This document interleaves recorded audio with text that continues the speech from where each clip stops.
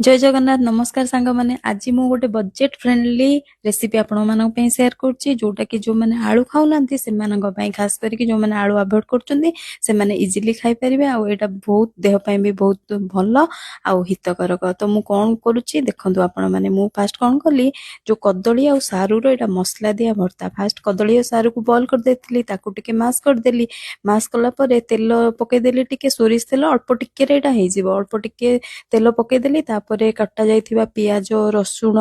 कड़ी पत्ता और लंका सबको टिके ऐड करिकी फ्राए कर देली टिके जेमती गोल्डन होला पर्यंत फ्राए कर देबे। तापरे मोटी स्पेशल आइटम टा जो ऐड करछि सेटा हला मटर टिके ग्रीन मटर ऐड कर देली सेटा भी टिके फ्राए कर देली ता सहित टमाटो छोट छोट करी काटी देथिबा टमाटो को म ऐड करिकी टमाटो को टिके फ्राए कर देली जेमती टमाटो हे गला ता देरे मु टिके हळदी गुंड दे देली किंतु हळदी गुंड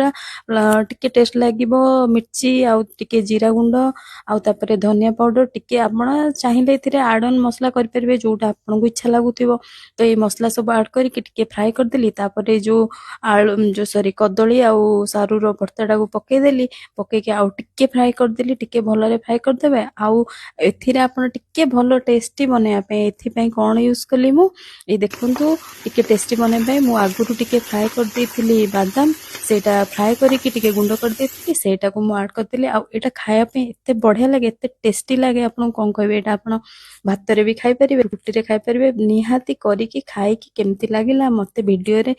कमेंट्स प्लीज करंतु एटा।